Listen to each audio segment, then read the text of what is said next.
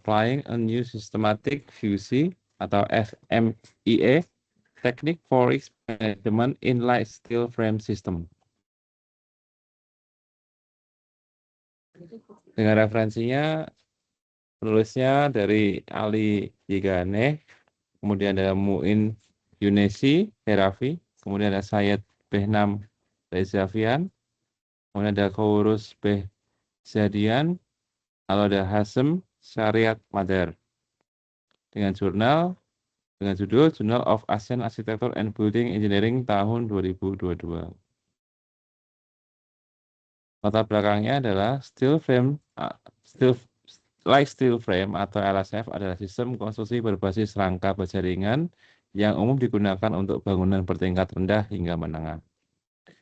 Di negara maju, sistem ini berkembang pesat karena efisiensi waktu, biaya jangka panjang, dan dampak yang minim terhadap lingkungan. Di negara berkembang seperti Iran dan Indonesia, penerapannya masih rendah. Salah satu penyebab utama adalah kekurangannya pemahaman terhadap risiko-risiko yang mungkin terjadi dalam implementasi sistem ini. Oleh karena itu, manajemen risiko menjadi kebutuhan penting untuk memperluas penerapan secara efektif dan aman. Berikut ini contoh penggunaan konvensional membutuhkan waktu yang cukup panjang dibandingkan dengan menggunakan struktur like steel. Tujuan penelitiannya yang pertama untuk mengidentifikasi risiko utama dalam proyek pembangunan menggunakan sistem LSF. Yang kedua, mengelompokkan risiko berdasarkan tahap proyek dari desain, konstruksi, dan operasi. Yang ketiga, menilai tingkat risiko menggunakan metode FUSI, FMEA, gabungan metode, penulisan file metode, dan efek analisis dengan logika FUSI untuk menangani data tidak pasti. Yang keempat, untuk merencanakan strategi penanggulangan atau mitigasi risiko berdasarkan tingkat urgensi risiko. Yang kelima, melakukan validasi terhadap pendekatan ini melalui studi kasus nyata.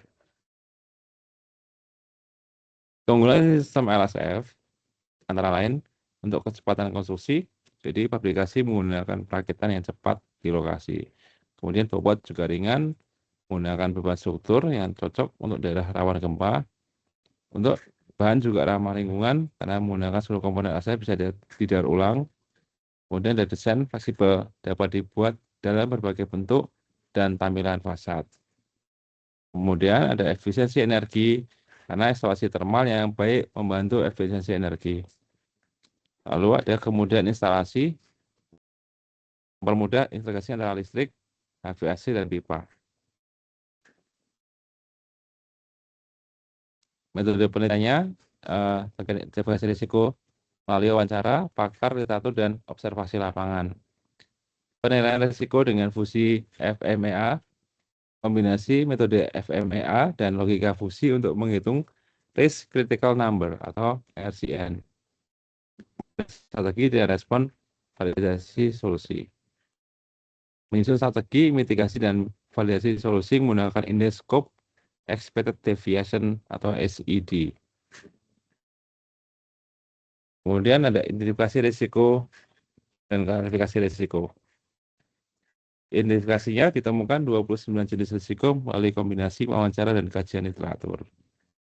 Diklasifikasikan risiko berdasarkan siklus proyek atau PLC. Desain ada 6 risiko, konstruksi 9 risiko, operasi 14 risiko. Untuk tujuannya, biaya, waktu, kualitas keselamatan, dan lingkungan. Kemudian pihak terkait atau stakeholder ada klien, kontraktor, pemerintah, perancang, dan faktor eksternal. FUSI FMA.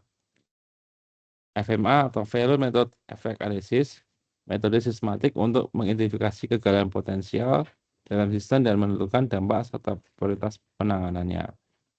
Kelemahannya, FMEA tradisional sulit menangani penilaian subjektif dari para ahli yang tidak pasti atau ambigu. Solusinya, gunakan logika fusi untuk mengkonversi pendapat pakar ke dalam bentuk angka linguistik dan angka fusi. Komponen penilaian fusi FMA. Ada probability atau besar. Seberapa besar kemungkinan risiko terjadi, ada consequence, seberapa besar dampaknya terhadap tujuan proyek, yang mana ada biaya, waktu, kualitas, keamanan, dan lingkungan.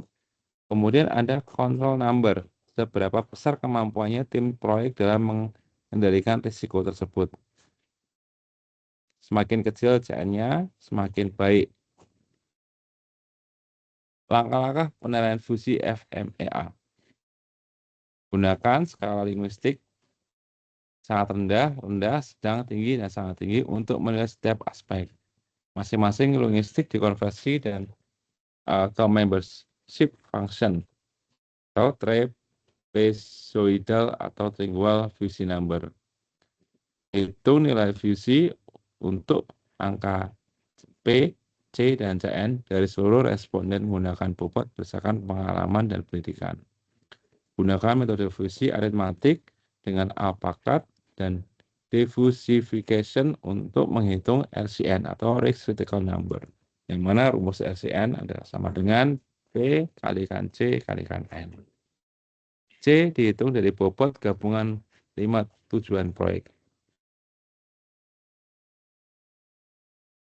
Kemudian ada strategi respon risiko. Strategi ditentukan berdasarkan kombinasi nilai RCN, RF atau risk factor, P kalikan C, dan nilai CN.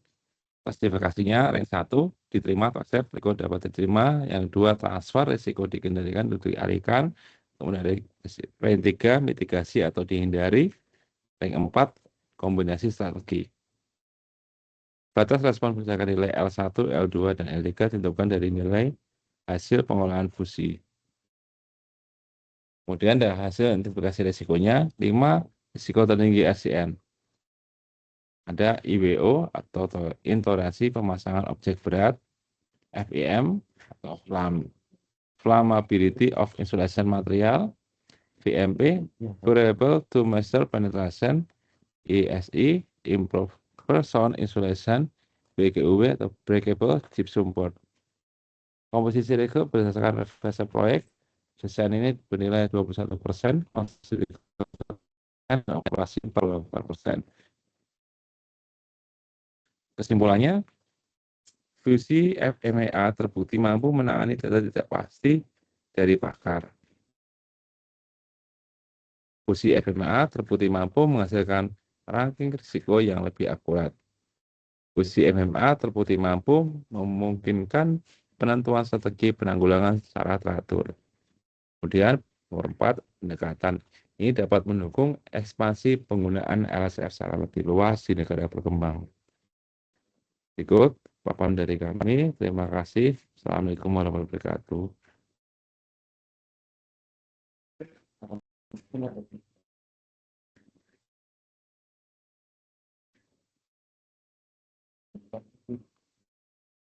Berapa menit? 10 menit. Ini cara ngekosnya gimana ya?